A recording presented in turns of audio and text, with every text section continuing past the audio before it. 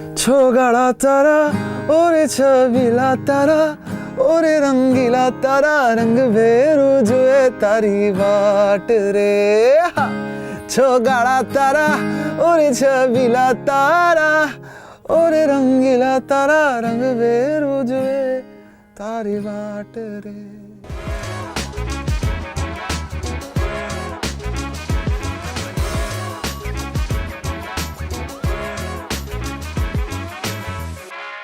Reality show ख़त्म हुआ, वैसे उतना बॉलीवुड का प्लानिंग नहीं था, गाना था। बॉलीवुड तो इट्स लाइक जब आप खाना खा रहे हो, और बॉलीवुड तो खाना इज़ लाइक खाने के बाद जो डेजर्ट होता है वैसा है बॉलीवुड। बहुत अच्छा लगता है आपको to sing for an actor for a big budget movie, and जो गाना आपको पता है कि हिंदुस्तान के हर कोने कोने में पहुँचेगा।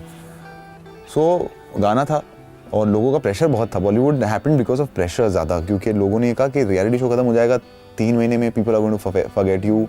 और ये रियलिटी शो का जो पीरियड, जो सस्टेन पीरियड है वो 3-4 महीना होता है, नया नया है, लोग पसंद करेंगे फिर भूल जाएंगे, कौन हो तुम पता नहीं है। देखो कितने सारे एग्जाम्पल थे, वैसा बहुत डराया था। तो I started going and meeting lot of composer. सीधा तो नहीं मिल रहे थे, सबको ऑफिस गया, इधर ही हैं, आसपास ही हैं सब, जितने लोग अवेलेबल थे। और कुछ लोग नहीं मिले और कुछ पॉजिटिव रिस्पॉन्स नहीं था, बट काफ़ी मतलब उस वक्त वो था कि यार ये तो कोई रिस्पॉन्स कोई नहीं कर रहा है। But I remember Himesh Reshammiya and Sachin Jigar, ये दो स्टार्टिंग में थे जिन्होंने बहुत बहुत सपोर्ट किया मुझे। और मैंने सोचा था कि अब मैं यहाँ से चला जाऊँगा, क्योंकि यहाँ पर तो कुछ हो नहीं रहा है और इंडिपेंडेंट म्यूज़िक करना है तो मैं अहमदाबाद से भी कर सकता हूँ। तो जाने से पहले आई कॉल्ड हिमेश जी और मैंने कहा कि सर मैं दर्शन हूँ और इसमें रॉस्टार में बोले कम टू द स्टूडियो, कल आ जा स्टूडियो में।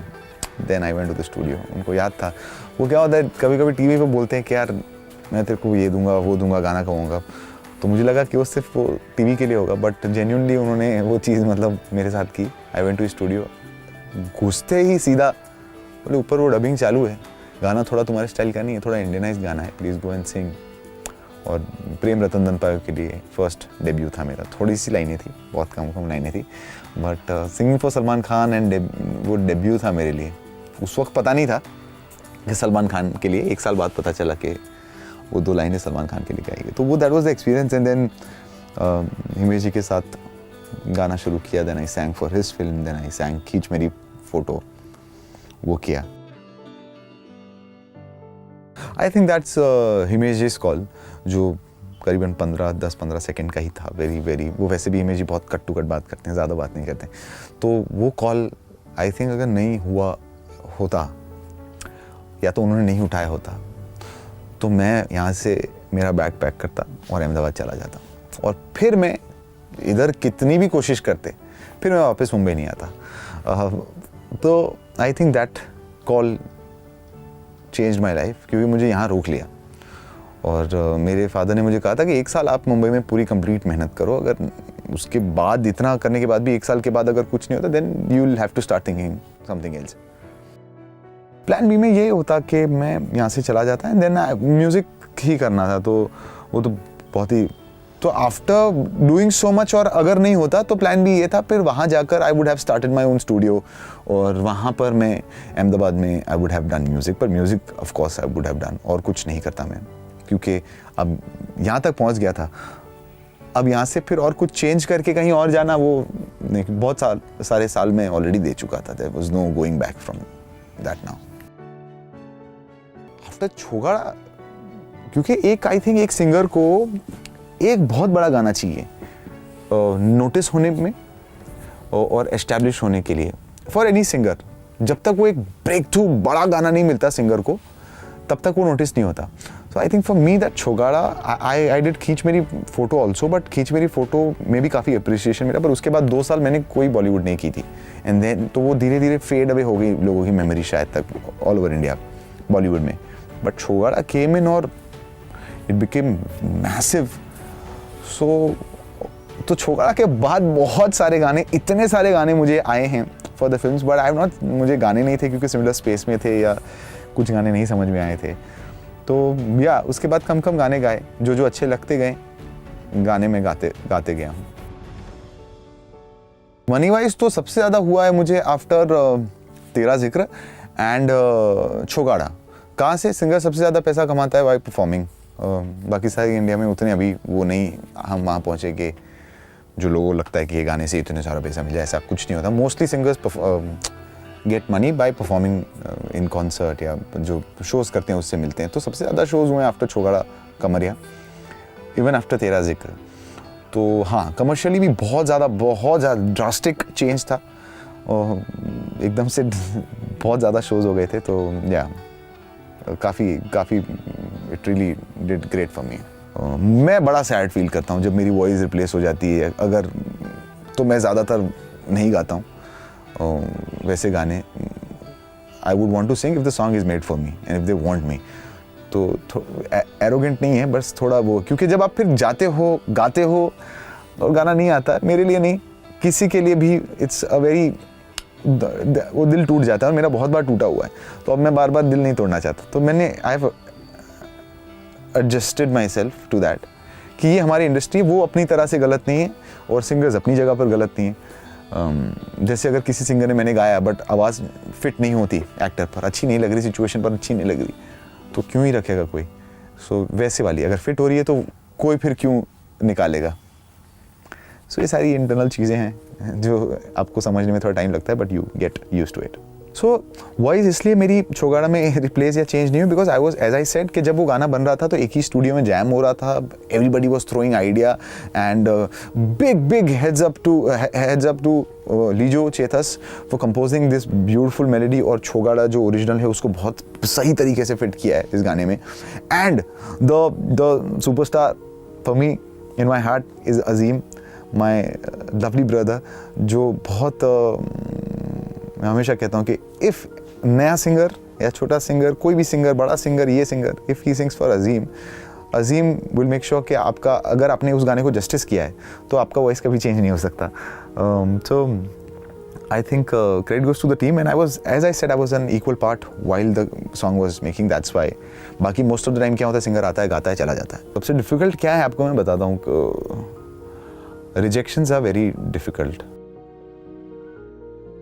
मैं अकेला श्रेय तो नहीं लेना चाहूँगा। मैं एक हाँ, बट मैंने consistently I have been doing independent music. तो आई एम रिस्पॉन्सिबल नहीं हूँ, I am a part of the entire independent music coming back and still coming. अभी तक वो पूरा सेट नहीं हुआ, ऐसा कुछ ज़बरदस्त म्यूज़िक नहीं हो रहा है, to be frank, very honest. कर रहे हैं और बहुत ज़बरदस्त म्यूज़िक करना पड़ेगा तब जाके एक एरा बनता है। आई कीप सेइंग 90s का म्यूज़िक अगर हम सुने, आज भी सुने, तो आज भी ऐसा लगेगा कि यार क्या गाने बनाए हैं इंडिपेंडेंट में भी। तो वो फेमस इसलिए है, आर्टिस्ट तो कमाल के थे ही, बट उस वक्त उतना ज़बरदस्त म्यूज़िक हुआ, उतनी मेहनत की उस वक्त, उस लेवल के वीडियोज़ बनाए गए, ब्यूटीफुल लिरिक्स लिखे गए, तब जाके आज हम बात करते हैं। तो उस लेवल का या उससे बेहतर काम इस दौर में होगा तो इसके बारे में 10 साल बाद बात होगी। तो वो देखते हैं, हम 10 साल बाद मिलते हैं क्या बात होती है। So I have been a part of the people who have been working to bring independent music back. तो मैं एक छोटा सा हिस्सा हूँ, पर बहुत सारे आर्टिस्ट मेहनत कर रहे हैं in independent music. As I said, competition की प्रॉब्लम नहीं है। कंपटीशन तो कंपटीशन तो हर फील्ड में है, सिर्फ बॉलीवुड में नहीं, एवरी फील्ड हैज़ कंपटीशंस, अपने खुद के कंपटीशंस है। As I said, in Bollywood music there are lot of layers to it, और ऐसे भी नहीं फालतू के लेयर नहीं है। मतलब वो आप एक कंपोजर के पॉइंट ऑफ व्यू से सोचोगे तो वो चाहता है कि यार मैं एटलीस्ट, मैंने गाना बनाया तो मैं 5-6 सिंगर की वॉइस में सुनूं, फिर मैं सिलेक्ट करूं कि किसका वॉइस बेस्ट जा रहा है। तो ही इज़ राइट। प्रोड्यूसर अपनी जगह पर है कि मुझको ऐसा ही गाना चाहिए क्योंकि ऐसे गाने चल रहे हैं, तो वो उनकी जगह पर राइट है क्योंकि वो वैसे गाने ज़्यादा परफॉर्म करेंगे और वो पैसा कमाएंगे। और एक्टर देन वो तो सबसे ज़्यादा है, क्योंकि लोग पिक्चर क्यों देखेंगे एक्टर के लिए, तो अगर वॉइस एक्टर को ही सूट नहीं करेगी तो बेमतलब क्यों रखेंगे voice. So there are lot of layers to Bollywood music. सो वो उसका वो है नहीं। अभी क्या है, देखो बॉलीवुड का ये भी है, मैं सिर्फ कंपोज़र के नाम बताता हूँ कि मैंने इनके लिए गाया है, मैं कभी फिल्म के बारे में नहीं बताता हूँ, क्योंकि जब तक आपको कुछ नहीं पता, जब तक गाना रिलीज़ नहीं होता तब तक you don't know what's going to happen. ऐसे है कि मेरे को लास्ट तक ऐसा था, मेरा गाना यार रिलीज़ होने के बाद मेरे को पता चलता है कि यार ये मेरा, मैंने गाया था ये वाला, तो ये मेरी वॉइस में नहीं आया। तो बॉलीवुड इसलिए मैं I never say a film, but I संग फॉर लॉट ऑफ कंपोजर्स, प्रीतम दा के लिए, वैसे भी उन सब के लिए मैं काफ़ी गाता रहता हूँ, सचिन जिगर, तो उनके साथ सारी इंटरेस्टिंग चीज़ें हैं that you will hear once things are better and once the theatre starts and films start coming.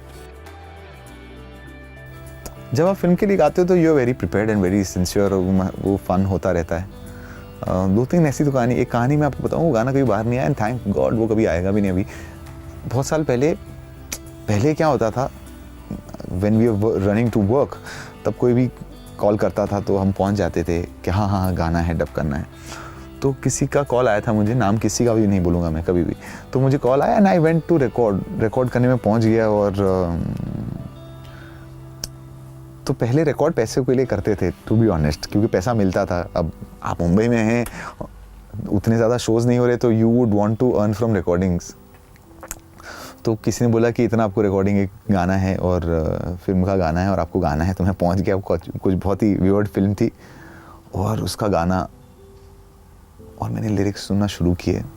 मैंने कहा ये तो, मुझे लगा डमी कुछ होगा, ये तो बहुत ही वाहियात और थर्ड क्लास लिरिक्स थे। मतलब मैं कैसे गा सकता हूँ ये, अगर गाना आ गया होता बाहर तो मैं क्या मुंह दिखाता लोगों को। उतना ख़राब गाना, उतने वाहियात लिरिक्स, और मैं डब कर रहा हूँ ना मन करते हुए। आधे डबिंग में मैंने फिर ड्रामा चालू किया कि मेरे को पता नहीं एकदम से बुखार सा फील हो रहा है, आई एम नॉट फीलिंग गुड। बोले हाँ इतना डब कर लो फिर चले जाओ। मेरे को नहीं मेरे को मैं हो ही नहीं पा रहा है मेरे से। ये मैंने फुल ड्रामा किया और मैं वहाँ से भाग गया, और वो पैसा ही मैंने नहीं लिया फिर उस रिकॉर्डिंग का, जितना भी मैंने किया था, थैंक गॉड नहीं लिया। बट हाँ, this is one of the incident I remember, thank God वो गाना नहीं आया। और मैं लोगों को कहना चाहूँगा ढूंढे भी नहीं कि वो कभी मिलेगा भी नहीं। सो एक ये इंसिडेंट है। और whenever I go to dub at Pritam da studio तो बहुत टाइम लग जाता है डबिंग में, 6-7 घंटे। अभी गया था लास्ट टाइम तो हम सब प्रिपेयर्ड थे कि आज 6-7 घंटे हो गए, 20 मिनट में रिकॉर्डिंग ख़त्म हो गया। So there are lot of ऐसे बहुत सारे इंसिडेंट है। Rest of the recordings I do it from here only in my studio, सारे गाने में गाता हूँ। I think acting is a different, पूरा एक अलग फील्ड है, तो अभी नहीं सोच रहा हूँ मैं इसके बारे में। बहुत सारी अपॉर्चुनिटीज़ पहले आई हैं, बट एज आई सेड कि अपॉर्चुनिटीज़ आए तब आप कितने वेल प्रिपेयर्ड हो वो मैटर करता है। So I feel I am not prepared, और सोचा ही नहीं उतना ज़्यादा। सो क्योंकि अभी I just want to do music, अभी और बहुत सारी चीज़ें कहनी है, बहुत बात बाकी है, तो म्यूज़िक से अभी कहूँगा। एंड अगर कभी फॉर एग्जांपल किया भी something, if I do it also I make sure I put my 100% and उसको उसमें मेहनत करूँ। मतलब एज आई सेड, पर सोचा नहीं अभी नहीं करना वो सब, क्योंकि वो अलग, बहुत सारे लोग ऑलरेडी उसमें मेहनत कर रहे हैं, स्ट्रगल कर रहे हैं। अब मैं उसी लाइन में लगूंगा, अभी तो म्यूज़िक ठीक है अपना, अभी आगे सोचेंगे कुछ होगा तो let's see, but I don't think it कि अभी any time soon is going to happen.